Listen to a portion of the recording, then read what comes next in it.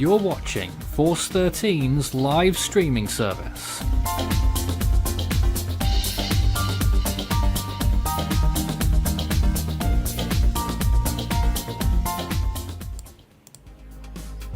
Typhoon Yagi nearing Category 5 status in the South China Sea on tonight's Tropical Weather Bulletin.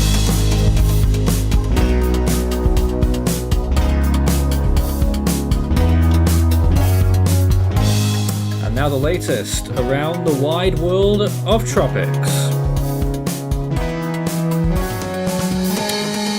Live Tropical Weather Bulletin for September 5th. Typhoon Yagi getting much stronger and is not too far away from Category 5 status. Currently a powerful Category 4 venturing across the South China Sea towards the coast of Hainan and southern China. Tropical Depression 13W also to the southeast of Japan, and the remnants of Hone still active. Day 97 in the Atlantic, and we have now marked 5 areas of interest. A 40% chance in the eastern Atlantic there, but the other ones down in the lower region have dropped down quite a bit. But 20% chances further north now in the subtropical zones, one of them from the National Hurricane Center, another we've marked 2. Day 114 in the eastern Pacific, we've also marked a 20% chance there off the coast of Mexico, moving up towards the northwest next week, and still a 20% chance in the central Pacific for a potential next system. It looks like it won't form. Typhoon Yagi, of course, a very powerful storm. We'll cover that in detail. 50% chance area of interest to the east of the Philippines, and a 60% through the Micronesian Islands, likely to become a significant typhoon next week near the Marianas. And a 30% chance still active, an area of interest in the northern part of the Bay of Bengal, a new system that could end up developing. It's going to be another messy one, very broad. We'll be watching that one for the next 2 or 3 days at least. Southwest Indian Ocean is looking mighty quiet. Not too much to look at here. We thought we'd show you anyway. There is rumblings that there may be a low pressure system down there in next week, but it shouldn't become a tropical cyclone or even anywhere close. Typhoon Yagi is an extremely powerful Category 4. Our latest estimate gave it 145 miles per hour and a pressure of 935 millibars. Strong wind signal number 3 in effect for Hong Kong and Macau. I believe they're upping it later on to signal 8. 401 kilometers from Hong Kong, 415 from Shanwei, China, 422 from Macau, 512 from Hainan Island, and 624 from Zhanjiang. This is a very powerful storm, is continuing to move westerly at the moment, if not possibly even west-southwest right now, at about 6 miles per hour. And sorry about the black screen just for a minute there, I forgot to load up something else, but there it is, a recent view of the storm's progress, showing a very powerful looking storm. The eye temperature has been gradually increasing, and those latest frames certainly show it getting much more well-rounded as well. So it is making a run for Category 5 status. We are forecasting the storm to reach Category 5 later on, maybe tonight or early tomorrow. But right now it is looking extremely good on that satellite imagery. Well, we had a whistle-stop tour of the tropics there. There's so much to track right now. We actually have no less than 13 areas of interest to be looking at live right now. Well, if you count Hone, although that's not really much to talk about. Of course, a lot of these systems aren't actually present yet. They're future systems that are likely to develop in the next 7 days. But here's the main story in front of us right now. First light over Typhoon Yagi. My name's Nathan Foy here in the studio, and I'm joined on our live Tropical Weather Bulletin tonight by JJ and Zeta. Hello, welcome to both of you. Hello. Hi. Your thoughts on this very powerful storm as we look at it? We're not terribly surprised that this has happened, but pretty impressive to see it nonetheless. It is pretty impressive to see. I did mention earlier that there's like a very typhoony look to Yagi. Like, it's very stereotypical of like your average typhoon, I guess. But it does look very good, but I am very concerned for those who may be affected by it, and they should take precautions as soon as possible. And still, again, you can look at the movement there, and there is a southward element to it right now. Not moving very quickly either, only at about maybe 6 miles per hour at a push. So it is slow movement and getting very strong. JJ, are you there right now? Yep, I'm here. Welcome aboard. Hey, Your thoughts JJ. on the main feature, this big typhoon right now? Just kind of admiring it right now. Very impressive storm, knocking on the door to super typhoon status. Trying to make a run for Cat 5. And we'll have to wait and see what Yagi does. Of course, a fair amount of estimates already putting it into the super typhoon threshold. Latest ADT suggesting that it is around 155 miles per hour right now. The reason why we've pegged it back a little bit is just because of lag. We don't look at the raw numbers. We average out what we've seen over the last 3 hours. So what it looked like 3 hours ago is effectively holding it back as to what it looks like now. But what that does mean is that it is pretty much assured, because its appearance is still improving, it is assured that this storm is going to be revised upwards on our numbers over the next few hours. Even probably after we go off the air tonight, we will probably declare it a super typhoon. It looks that way. Unless we see some substantial decomposition on the storm whilst we're live. Whilst that's not happening, what is happening is that the cloud top bursts aren't quite as high as they were earlier. I'm wondering if I can take a look at a different shot. Let's try and get this. Not very demonstrable on that imagery either, but let's look at this one. This is going to be more like it. Look at that imagery, and you will see that there are less yellows wrapping around. That doesn't mean that the storm's weakening per se, because the eye is looking pretty much better there as well. So I'd say it's maintaining at least. And that right there tells me, it looks like a solid 150 mile per hour appearance right there. The eyes continue to get better as well, maybe even higher. So this storm is certainly extremely powerful. Just interested to see what will happen to that eastern part of the storm in the next couple of hours. It looks like it might be getting hit with maybe a little bit of wind shear there on that north and northeastern side, but we'll have to wait and see whether that has an impact on the storm. But we are expecting the storm to peak still ahead of us. Let's look at that latest JTWC cone. Now, their last update, which was quite a few hours ago now, they gave it 140 miles per hour back then, and they were forecasting a 150 mile per hour peak. They actually have the peak intensity there tomorrow. They're calling for that peak intensity about 24 hours from now, maybe slightly less. So given that the storm may have that amount of time left still ahead of it, that is quite concerning. Surely that it could definitely make a run at Category 5 and maybe more. As a matter of fact, we are forecasting a 165 mile per hour peak at this time. Well, let's throw it to some more imagery here. There you can see another viewpoint, and again, just how that eye has improved in those last few frames. You can really see it there, absolutely. But as a result, the cloud top's sort of equalizing that a bit, or offsetting it by becoming somewhat less protruded. Let's get some comments and questions, and you can send them in whilst we're on the air during this hour on our Tropical Weather Bulletin. After we're finished, we'll redirect you back to the automated stream, which we're also running 24/7 during this storm. I do have to point out that I'm currently working on the updates on that automated stream right now, but I am not here in a few days. In about, Sunday, I won't be here. So we'll be able to see the rest of this storm on the automated stream, but it will actually be closing down for a couple of weeks in the middle of September, so that could be a problem. But we'll see what happens.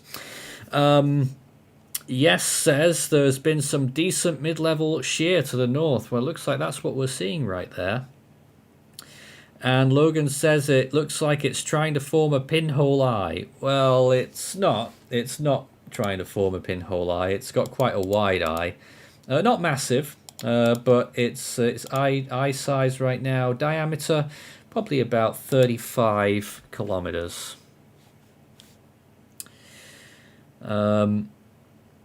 And quite a few other comments coming in there as well. Aria says, is it possible to add mid-level humidity floaters in the 413 website?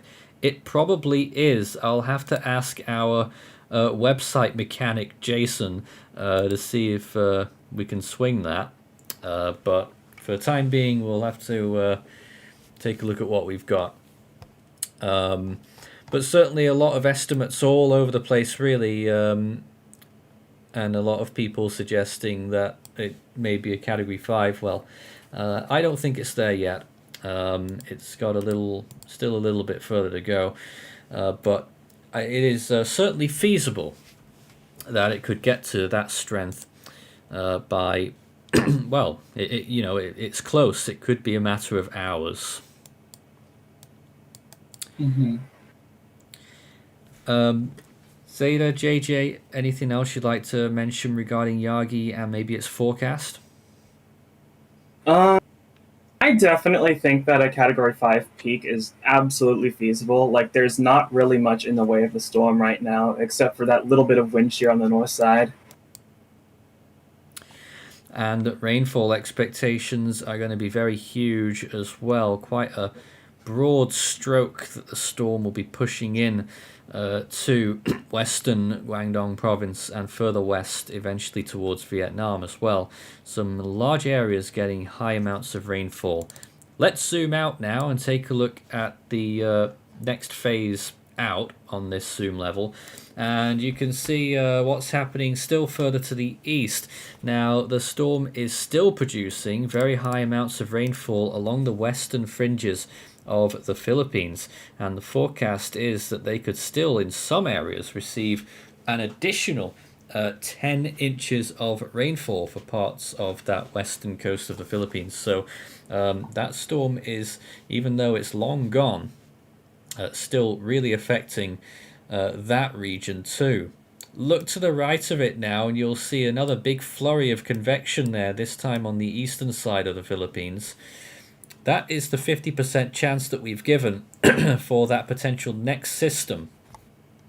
Still quite a lot of uncertainty about what happens here because you've got this trail of moisture. The top end of it there is now marked up by that tropical depression, 13W, which was designated, I think, last night. It was during our stream last night, I think, 13W. And it's still moving on, sort of northwesterly at the moment. A tiny system, really, in comparison when you look at that wide shot.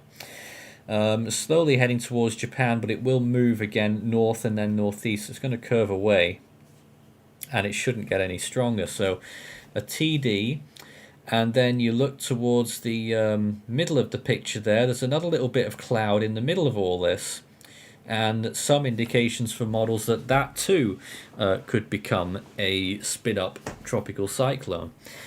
So we could... About that system, I did look on 18Z GFS, and I do believe that area you were just talking about, it is an area that becomes something pretty substantial in the 18Z GFS, and it takes a... And then it goes on to take a pretty similar track to Yagi, except it goes between the Philippines and Taiwan. Hold on, what? No, I think you're talking about GFS. That later system, aren't you? Maybe. Are you talking about the system that forms near Micronesia and moves? No, because it doesn't do that anymore, does it? Yeah, that one. Hold on. I can't remember anymore. We'll look at the GFS model in a bit. It is? Yeah. Okay. It is one near Micronesia, I believe. So look down here. You've got and then something else forms behind it. massive area of cloud in the intertropical convergence zone there, and thunderstorms blowing up all across the eastern part of Micronesia towards the Marshall Islands.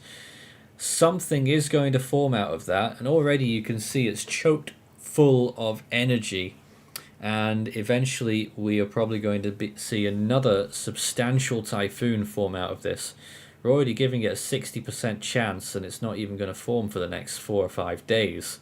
So it's a pretty impressive system here, and that could become another very powerful typhoon next week, but we'll have to wait and see. Obviously the main feature there, of course, is Typhoon Yagi, which we'll be coming back to time and again. But whilst we're here, let's have a quick look at the rest of the tropics. Here's the satellite view of the Atlantic, and well, there's not much going on here right now. There's a lot of areas that are trying to do things, but it really is just a misfiring basin right now. The Atlantic very much struggling. The other system that we've been watching, we went from it being a tropical storm moving into the Caribbean, becoming a hurricane, to becoming a hurricane and slamming into the Yucatan, to a tropical storm into the Yucatan, becoming a hurricane in the Gulf of Mexico, and today most of the models have given up. So it is almost completely gone. And that is peak season in the Atlantic right now. You know, very poor. The best we can really see in the next few days is 1 or 2 weak tropical storms. And as we said, possibly in the subtropics. Look at that little circulation there right now in the Western Atlantic there. West of Bermuda, I think. Can't see Bermuda. Northwest of Bermuda. That area of interest, that's been marked by a National Hurricane Center 20%.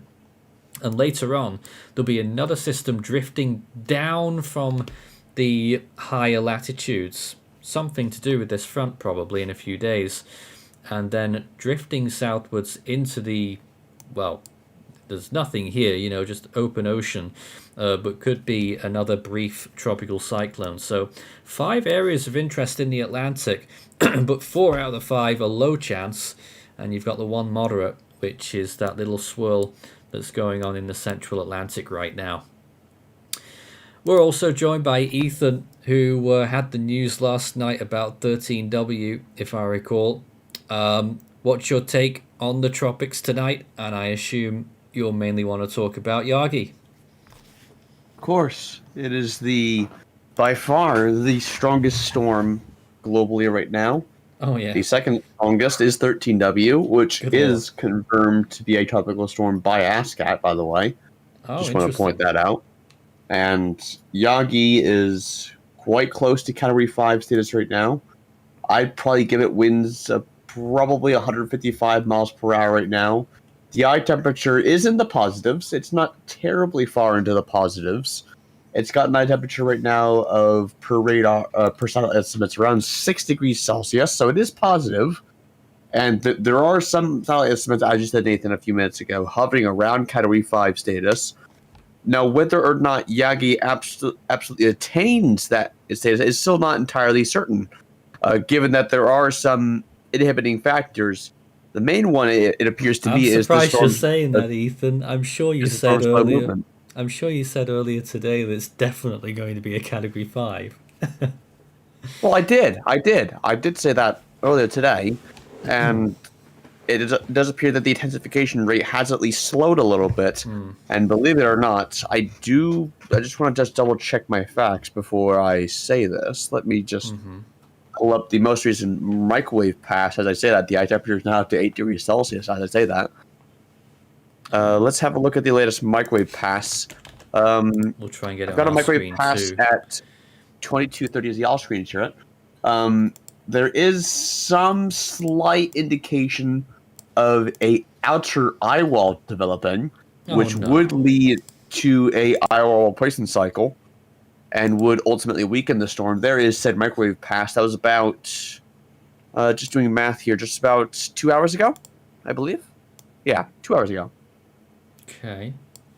Of course, the core is still pretty strong, and the eye has gotten a lot more circular since this pass. So there are going to be some limiting factors, and the storm has time on its hands and can absolutely re-strengthen after its eye wall poison cycle if it has the time to do so. I'm not convinced that's an outer eye wall. It's not one fully, but it is the sign of one starting to form. You can see there in particular on the southern and eastern sides of the storm. It's hard to tell. Certainly a God, I can't even remember what phrase I was going to use. But the cloud tops are simmering down a little bit here. South side, there's a bit of a gap right now. That's usual. These kind of storms, whenever they tend to clear out their eye and warm their eye, it's almost always like something else has to go for the eye to clear. And 95% of the time, the cloud tops will decrease as the eye warms. That is simply how most storms are. Which generally, even though that the cloud tops are decreased, the eye temperature is warming. That is generally a sign that the storm is still intensifying. Well, yes, but there's a bit of a weakness on that south side at the moment, so it'll be interesting to see if it holds. Probably will. And also being hit by a bit of shear on that north side. That's becoming more apparent, but not affecting the core at this time. So it could be one of those sheared Category 5 storms, believe it or not. There are some, they do exist. Models do suggest that around this time there is going to be some slight shear problems, so that's probably what the storm is dealing with. But as we go into the 12Z time frame, shear actually drops down again according to the models. So this is going to have lower shear. Give it time, and it'll have a lower shear if it doesn't go into an eye wall poison cycle. Well, that's the big kicker, isn't it? I don't know if that even is a best case scenario, but to have a weaker storm, that would an eye wall replacement cycle in about 12 hours would hit the spot, because it's still got a lot of time, 24 hours at least, to further strengthen. Well, let's start out by saying that a eye wall replacement cycle would most likely bring tropical storm force winds, or at least stronger winds, to Hong Kong. I think Hong Kong will get storm force winds. Won't last I do too. that long. They won't be very powerful, probably only in the 40s. But I think they will get it. It's sort of inferred there by that forecast cone too, showing those wind radios. I do think that they will too, but if the storm undergoes an eye wall poison cycle, that would make the wind field substantially larger. Mm-hmm.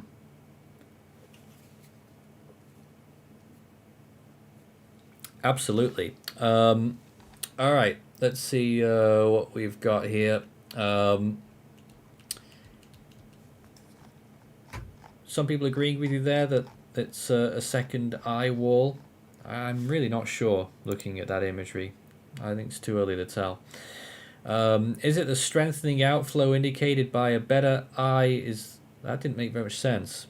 Strengthening outflow indicated by a better eye blowing away high cloud tops. I'm not quite sure what the question was there. Whether it's a sign of strengthening, maybe, I don't know. And what is the absolute maximum peak? Well, yesterday we actually said that the max peak would be near Category 5 strength. That increased today, and I would let me just double check here. I would infer that the potential maximum now would probably be, give a 10% error margin, a drop of about, trying to figure this out on the fly here, about 18 millibars of further strengthening is what I would expect a reasonable maximum peak. So from our estimate 935 there, that would bring it down to 917. Of course, if the pressure's already lower, then maybe. And it's sort of at this kind of intensity, you would sort of pretty much say it's 1 mile per hour per millibar. So that would take it to 160, 165 miles per hour, maybe more, given how the storm may already be stronger than that 145 indicated earlier. So maybe 175. Cat Gaming. Thanks very much for your support. Apparently a Category 3 member now as well. So great to have you with us for the ride. We hope you enjoy our coverage. Recon Hurricane Tracker says, what app do we use for GFS runs that we use in the bulletins? We use a lot of WSV3 on that. What was the most powerful typhoon that hit Hanoi? And will this storm be the most intense that will hit the region? Well, there is going to be substantial weakening by the time it gets to Vietnam. I'm pretty sure it will not be the strongest storm to ever hit Hanoi. And I will double check the archives. Now, there may have been a older storm that managed to be stronger, but I'm just going to look at modern records. Well, let me just start out by saying that this is not going to be the strongest storm to strike this area. Mm-hmm. Okay, the strongest storm... I'm sorry. We all know what the strongest storm is to strike this area. Which? Well, its name just... No, the coastline of China that just sticks out. The name's just eluded me. You're talking about Ramazan? Yes, Ramazan. That was the name I was thinking about. Yeah, that's for that area, but they were asking about Hanoi in Vietnam. The strongest storm... got a clue. In modern records, the strongest storms that came close, none of them really went through Hanoi, but they were Frankie, which no one's ever heard of, a Category 2 in 1996, and Son Tin back in 2012, which you may have heard of, and we tracked that one. That was our first year of proper tracking. So those are some of the strongest ones. And a little bit further north, you had Crovan in 2003, which was a Category 2 into Vietnam as well. You know what, though? That part of the coastline, I don't think they've ever had a major. Just double-check that fact. Yeah, they have never... Anywhere that's sort of sheltered by Hainan, they've never had a Category 3 landfall along that part of Vietnam. Then again, I wonder how strong the Haiphong typhoon would have been, eh?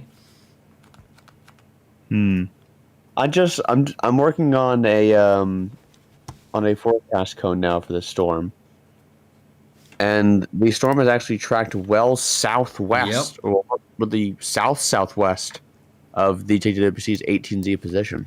And it is still moving with a southerly element right now. It's pretty much west-southwest movement, about 6 miles per hour, maybe 5.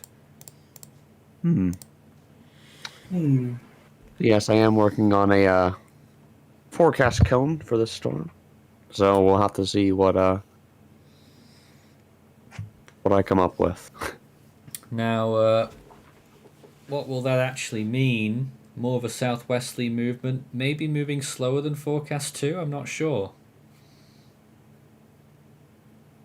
Potentially, but this but the 0Z position is pretty much near the 18Z one, and the JTWC was heading it to be significantly more towards the northwest. This easily means that the landfall time has been delayed a little bit. Well, exactly, that's what I was going to talk about. Gives the storm more time to slip up, but it also possibly gives the storm more time to strengthen. Thing is, if it has an eyewall replacement cycle, it will struggle a lot more to strengthen. It's got a much bigger core to manage by that point.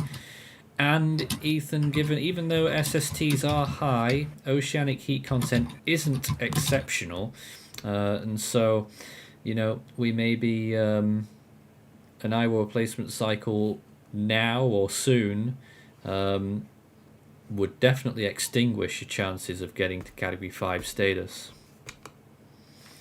It would, but it would. I even if there is an IRL poison cycle, I would not distinguish the chance of a super typhoon landfall.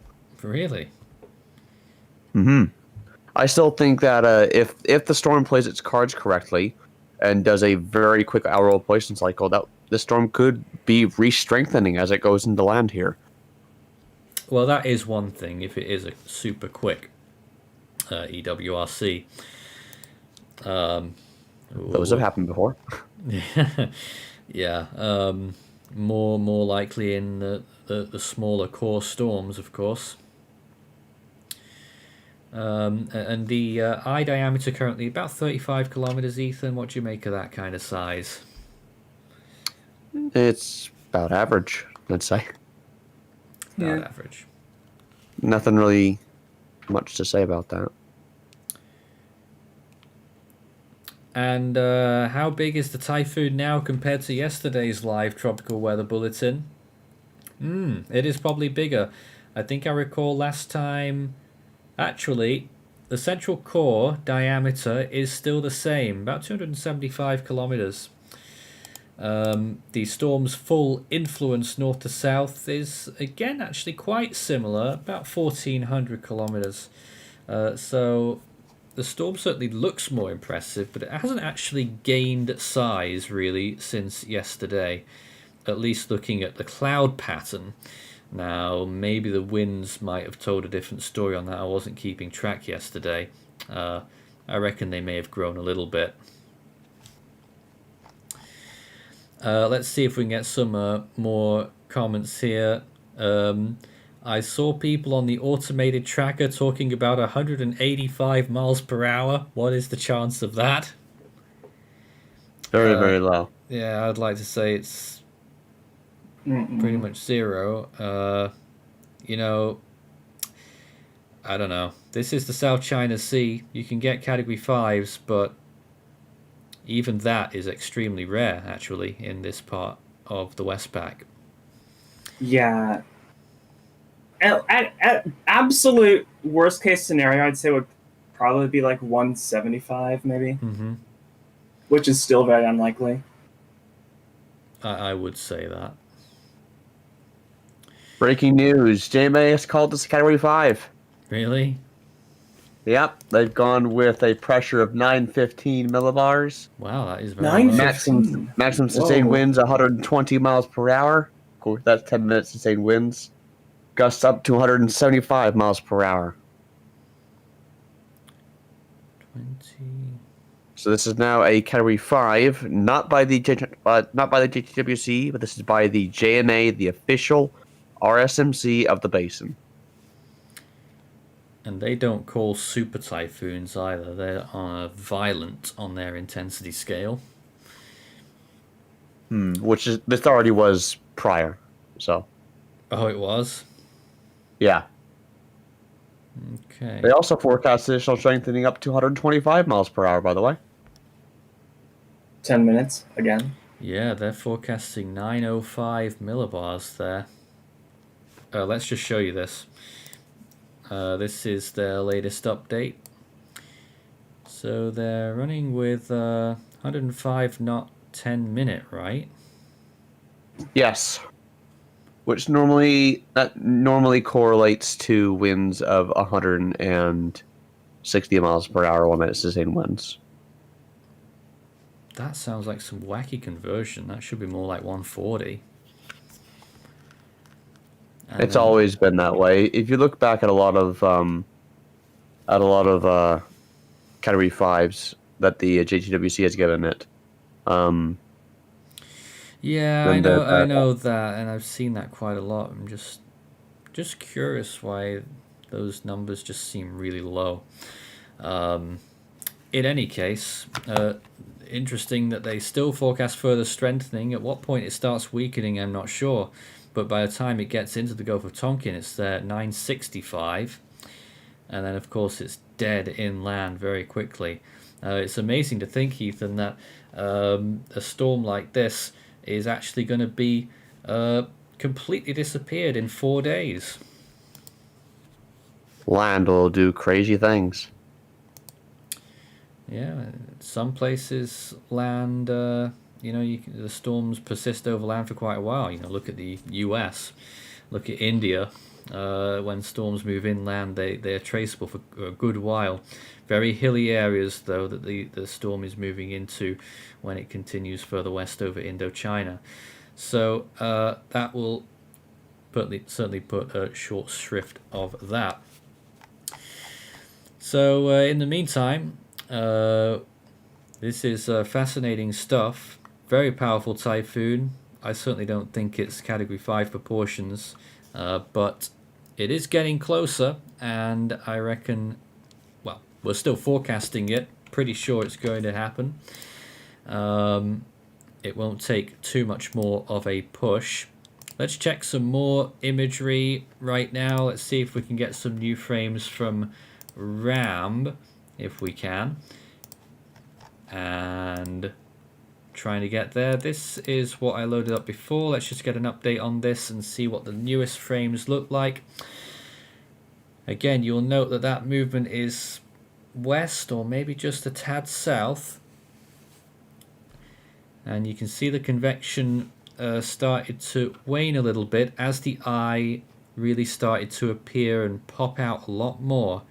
I imagine that eye temperature is still increasing. Looks like it. It's getting rounder as well. And just watch another time here as you just watch the northeast side starts to get hit by that shear a little bit.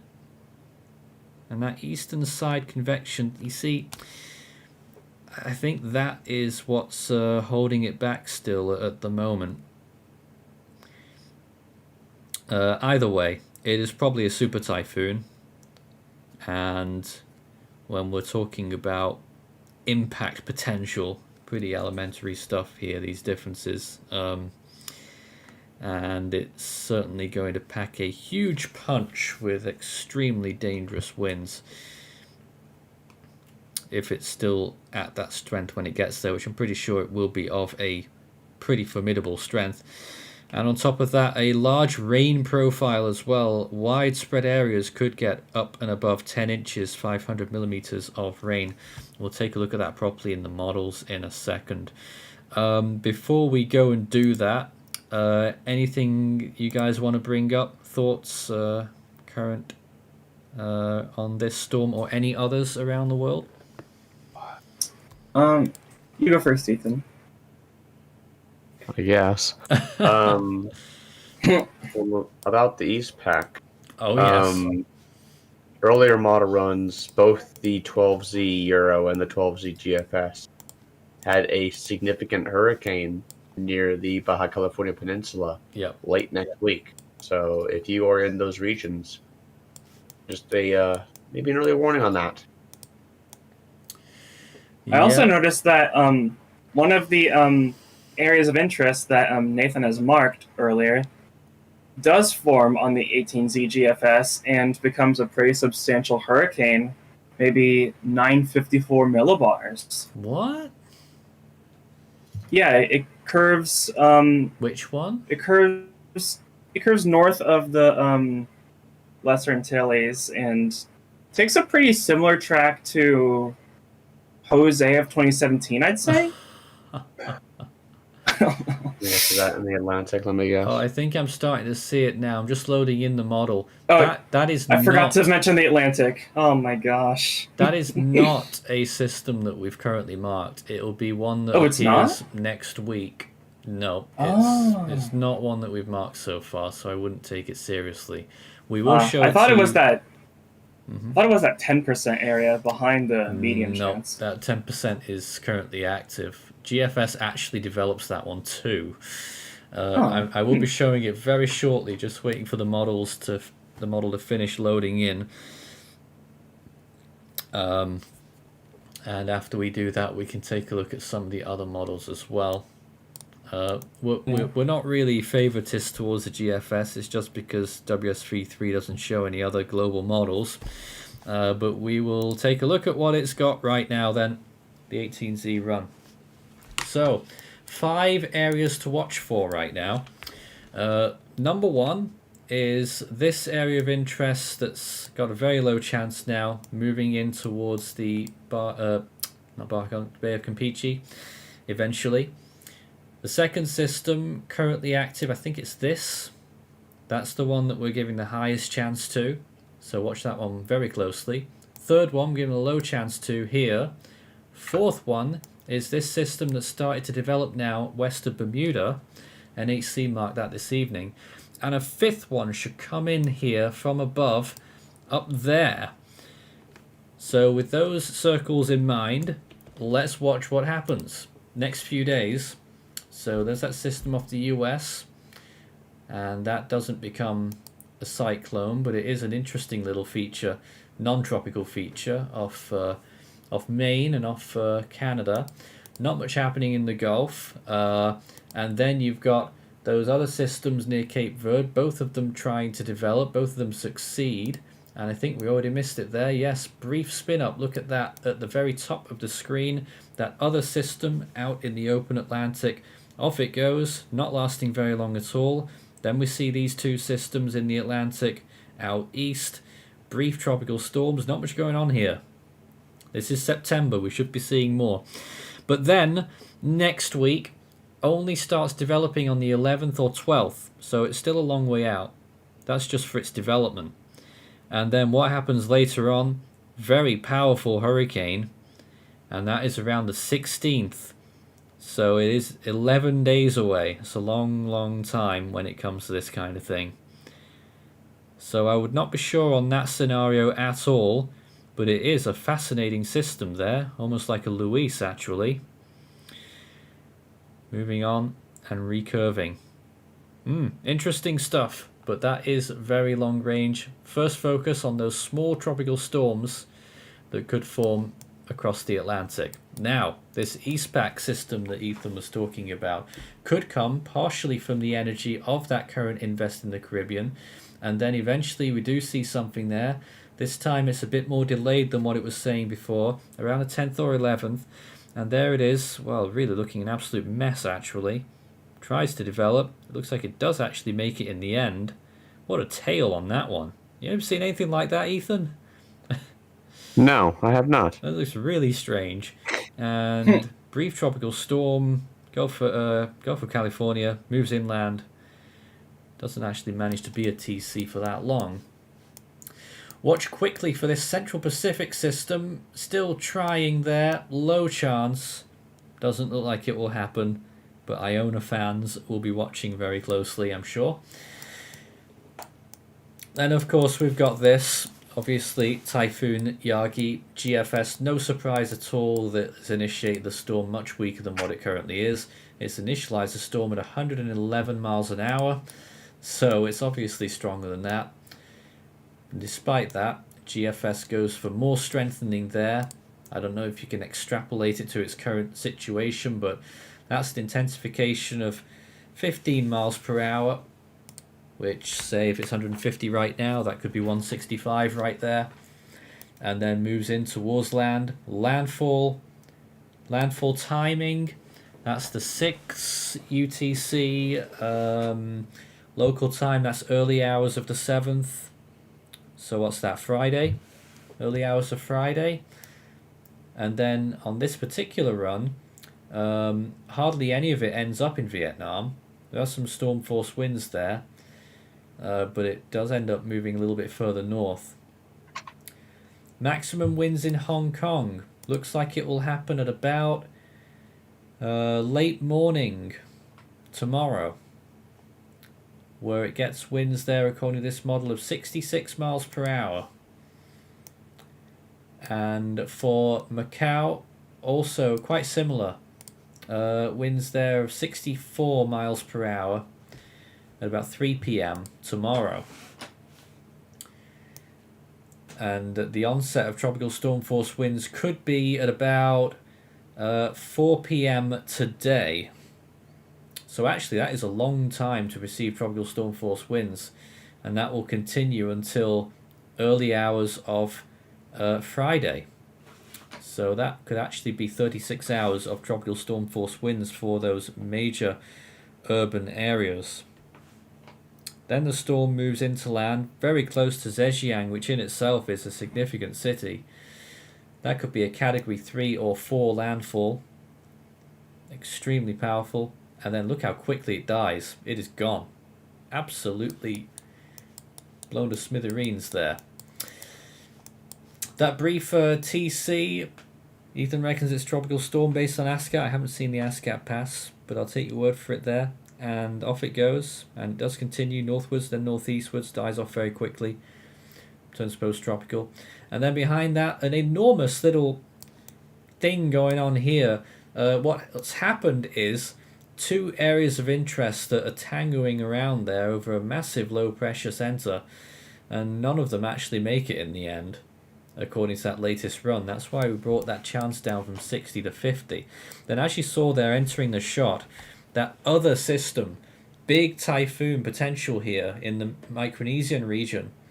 There it is, developing, becoming a very strong but small typhoon, category 3 or 4 there as it moves through the northern Mariana Islands. Earlier runs took it closer to Guam as well, so still be aware of that. And then swinging round, look at that, westwards. That is extremely powerful there, barreling through the channel between the Philippines and Taiwan. And look at that, moving on towards the same places again, following in the footsteps of Yagi. This time further south, making landfall a little bit further south in Vietnam.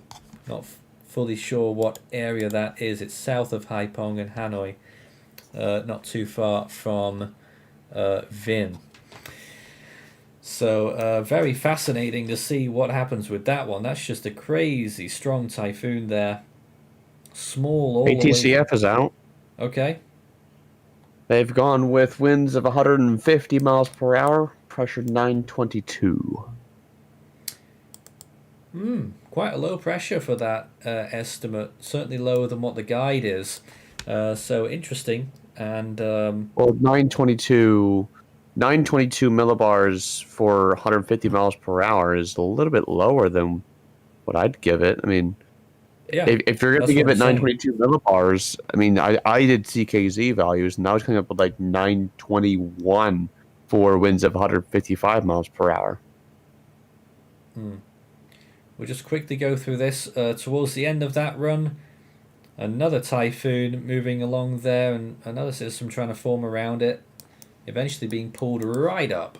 Off it goes. End of the model run there. Quickly checking those other regions. North Indian Ocean, again, that little system trying to form there quite soon. Eventually, it dies off. Its remnants last for a good while, actually. Continuing into there, eventually moving over India and Bangladesh. To the south, Southwest Indian Ocean, low pressure system there into the later part of the run. Doesn't do very much though. Australia, nothing going on. South Pacific, shouldn't be anything here. Massive extratropical low there. South Atlantic, for what it's worth, I don't think so. Oh, my favorite. No, it isn't. And Mediterranean, in case you might get a little surprise here every so often. Sometimes in September, but not this time either. Briefly going to the rainfall charts. And obviously we're expecting high amounts of rain for these areas that are going to be hit by Yagi in the next few days. There's the 7-day rainfall expectation. And again, look, what the first thing you'll notice is that from this storm, the highest amount of rain in the next 7 days is still in the Philippines. The eastern sides of the storm, the bands that are trailing along that west coast of the Philippines, producing an extra 33 or 34 inches of rain there. That is over 600 millimeters, 700 millimeters, 800 millimeters. And continuing further north there with high values as well. In the storm itself right now, we're looking at rainfall in 20s in terms of inches. Where it makes landfall, maybe 15 inches, and that's about nearly 400 millimeters. Look at Hong Kong, maybe 6 inches, 150 millimeters. Macau, a little bit more than that. Further west in western Guangdong, 10 inches there, maybe 250 millimeters. And looking inland as well, near Nanning and that kind of area, very high amounts of rain, up to 400 millimeters as well. And a secondary area too off Hainan. So the whole area really getting some really high rainfall values. It's going to be a really messy situation, and that is pretty much locked in regardless of the storm's final intensity here. So that's a look at the models right now. Do you guys want to show us some of the other models? I can bring them up myself if you want, but Ethan's actually showing us something different. It's a cone. The forecast cone Okay. that I've just produced on Yagi. I've given it winds of 155 miles per hour, pressure 922 millibars. Forecasting a brief Category 5, very brief, and then slow weakening as it heads inland. If I had to peg a landfall intensity right now, I'd only give it 145 miles per hour. And then weakening, and believe it or not, I do think that a major landfall is on the cards for northern Vietnam. I'd probably only give it a 115 mile an hour landfall there. Although I wouldn't rule out the storm potentially re-strengthening maybe 5 miles per hour in these regions. It's known to happen with particularly weaker storms where the convergence of the bay helps storms give it like a 5 miles per hour boost. I just don't think it's going to happen at that strength. No, probably not. Probably not, but you never can rule it out. But a slow weakening trend as it heads towards Hainan is currently forecasted, and a little bit of a faster weakening trend as it heads into the Gulf of Tonkin. Then landing direction is going to keep it on a weakening trend, maybe weakening down to a high-end Cat 2 as it makes landfall in Vietnam. I wouldn't say that a weaker storm is possible. And then rapidly weakening, of course, as it heads inland. And by day 4, as you said, Nathan, it should be... I mean, I've given it a depression at day 4, but it honestly could be a remnant low sooner than that. Wow. Interesting. I'm surprised you didn't go for a higher peak. Uncertainty was the main factor. Mainly because I want to see how the storm performed over the next 12 hours before giving it a higher peak. Mainly due to, as was alluding before, that secondary eye wall that could lead to an normal prison cycle soon. It's not even guaranteed that the storm makes it into Category 5 status. All right. Let's quickly look at the other models here. The European model, taking the storm, strengthening gradually. It's woefully behind on the pressure, but it has the peak on early hours of Friday as it's approaching land, and then just slight weakening until it clips the northern tip of Hainan through the Leizhou Peninsula. And in that scenario, maybe it could be a major landfall for Vietnam, because it stays pretty much over water, shooting that gap between the mainland of China and Hainan. Now that would be interesting. Before you do continue, Nathan, just want to say for those who did miss that forecast cone or didn't see the full image, it will be available on our Twitter or X, whatever you want to call it, in about, I don't know, a minute. X marks the spot. But that's where you can find the full cone and the full image if you would like to share it with people in this region. I would gladly appreciate that, because this storm, I could say that Hainan has not experienced a storm this strong in quite some time. I mean, it's been 10 years, actually, so... Yeah. The Canadian model actually has the storm going further north. It's a landfall north of the Leizhou Peninsula, so it wouldn't hit Vietnam at all there and die off very quickly over southern China. Also forecasting that next big typhoon too. Icon model, let's have a little look at this. And you can see as well that storm, that model actually has the storm near peak at landfall, if not at peak at landfall on the icon. Well, that's interesting, and again, maybe a major landfall in northern Vietnam. Well, that is interesting. Sorry, you may have not have seen it on the screen there. There it is, once again. moving on through. Let's check some of the hurricane models, the HWRF. Well, that takes it further north. A little bit further north. Zhangjiang, landfall there, and continuing inland. Never quite makes it into Vietnam, right on the border there, inland. It does in the end, when it's much weaker. Again, underestimating the peak here. Let's just extrapolate it to where it is right now. They reckon at the minute it's 125 miles an hour and 929. That sounds pretty shoddy. And they expect a 10 knot increase and a pressure decrease of 6. So again, category 5 pretty much, borderline category 5. HMOD isn't running anymore. HAFS-A, they're currently giving it 914 and 140 mile an hour winds. They actually have it currently at peak intensity and gradual weakening all the way until landfall. I don't know what that's seeing, but that is quite something. HAFS takes it from 140 miles an hour right now to a landfall of 80 miles an hour on the coast of China.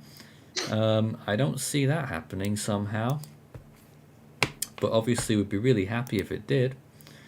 And no HEFSB either. So that's a look at some of those close-up models. Interesting stuff as we continue to watch this very powerful storm. And we are almost up to time. So I don't know if any of you guys want to talk about any other factors on this before we pack up and take a look at what happened on this day. I think that's all I I have. don't have anything. We'll also take a look at some questions just before we go here as well. I'm just going to get that racked up. All right, let's see what we've got. A lot of people saying a lot of things by the looks of things here. Dark Steve says, the cloud tops on the east side have diminished severely and the eye is displaced to the east. Thoughts? Let's just update this imagery. Just get a new... I think it's been re-racked here so we can get the latest frames. Again, watch that. Well, not much going on there. Only slight. You're making it sound worse than it is there, I think. No signs of... Oh, it's just reloaded. That took ages. So let's just have a look again here. Eastern side. Well, it does look like it's taking a bit of a wobble. It does look like it's getting a little bit... I don't think of what the word is. Lost my vocabulary again tonight. Destabilized, and maybe that's a product of wind shear that we're looking at there. It's looking a lot more lopsided in those latest frames, and we always want to be very cautious when we're trying to look at this, because we're really not sure that it might bounce back, but the eye is still warming in those frames as well. Quite a bit. What do you think of that imagery, Ethan? As I said, the eye warming is usually a sign of more significant intensification than the cloud tops cooling. No, but the cloud tops are warming there on the eastern side and it's becoming quite a bit more disheveled. I'm pretty sure that's wind shear taking an impact there. But as it stands, I reckon Super Typhoon is still pretty much concrete. But maybe some signs that the storm is not having it all its own way right there. And that will be fascinating to look at in the next few hours, I'm sure.